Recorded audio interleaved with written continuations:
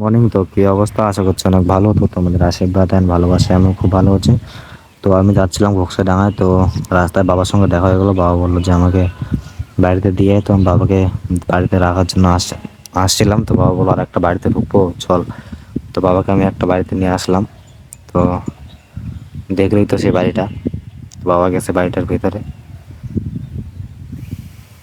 তো বাবাকে নামায় দিয়ে আমি যাব এখন। তো বাবাকে নামায় দিয়ে আসছি। তো এখন আমি যাবো ঘোকসাডাঙ্গায়। ঘোকসাডাঙ্গা যাওয়ার জন্য বেরিয়ে গেলাম আমি আর একটা আমার বন্ধু।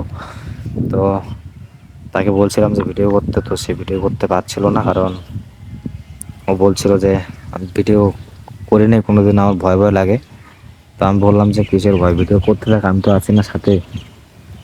তো বেশিক্ষণ ভিডিও করতে পারি নাই, কারণ রাস্তায় একটা লোকের সঙ্গে দেখা হয়ে গেছে। তো লোকটা বললো যে আমাকে একটু হেল্প করি ভাই। আমি বললাম যে কী হেল্প? বললো যে আমাকে একটু বাড়িতে দিয়ে আসবি। তো বলছিল যে ওর কাছে নাকি কোনো টাকা নেই গাড়ি ভাড়ার। তো আমি বললাম যে হ্যাঁ দিয়ে আসবো। তো বললো যে নিশিগঞ্জ বাজারে দিয়ে আসতে। তো আমি ঘোকসাডাঙ্গা থেকে আবার গাড়ি ব্যাক করলাম তো নিশিগঞ্জ বাজারে যাওয়ার জন্য। তো ওনাকে নিশিগঞ্জ নিয়ে আসলাম। নিয়ে আসার পর আমি ভাবলাম যে না, ওর কাছে যেহেতু টাকা নাই, হাইটে হাইটে যাবে। তো ভাবলাম যে ওনাকে বাড়িতে দিয়ে আসি।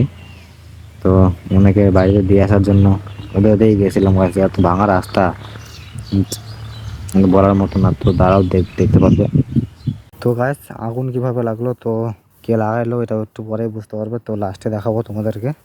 তো কিসে আগুন লাগলো, কিসের জন্য আগুন লাগলো, সব কিছু তোমাদেরকে বলবো। তো লোককে হেল্প করাই হচ্ছে আমার কাজ। তো আমি ক্যামেরার সামনে কাউকে দেখাই না যেহেতু। তো তোমরা বিশ্বাস করো কি না করো জানি না। তো তোমাদের যদি কোনো রকম হেল্প লাগে তো আমাকে আমার সঙ্গে যোগাযোগ করতে পারো।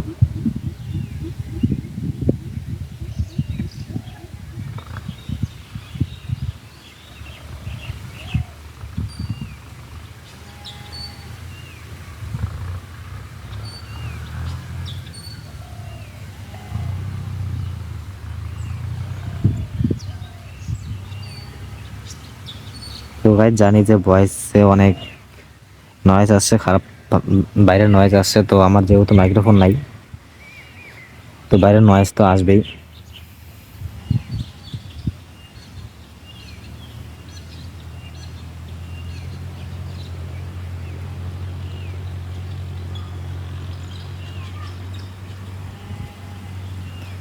তো গাইজ দেখো, রাস্তাটা এত ভাঙা ছিল আর বলার মতো না। আগে জানলে হয়তো আসতাম না, নিশিগঞ্জে নামাই যেতাম ওনাকে। তো দেখো রাস্তাটা এত ভাঙা ছিল যে মানে যেহেতু গাড়িতে আমরা তিনজন ছিলাম, তাই জোরে যাওয়া সম্ভব ছিল না, আস্তে আস্তে যাচ্ছিলাম। তো অনেক লেট হয়ে গেছিলো, যেহেতু আমি সকালে বাড়িতে খাওয়া দাওয়া বেরোছিলাম। সারাদিন এখন প্রায় বাজে একটা কি দুইটা বাজে। তো আমি ভাবলাম যে একটু দিদির বাড়িতে ঢোকা যাক। তো দিদির বাড়িতে আসলাম, ওকে নামায় দিয়া।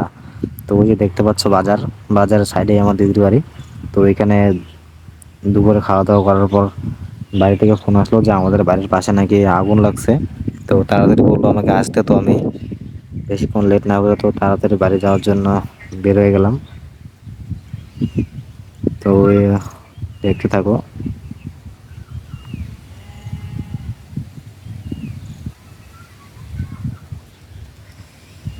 তো দেখো গাইস, এত ভাবে আগুনটা লাগছে, অনেকক্ষণ লাগছিল। তো ফায়ার ব্রিগেডও চলে আসছে। তো প্রায় নিভে আগুন নিভেই গেছে। তো আর একটু আগে আসলে হয়তো দেখাতে পারতাম তোমাদেরকে। তো গাইস আজকের ব্লগটা এখানে শেষ করলাম। ভালো লাগলে চ্যানেলটাকে সাবস্ক্রাইব করে পাশে থেকো।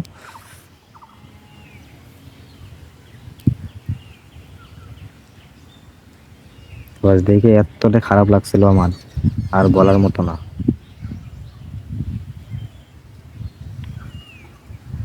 তো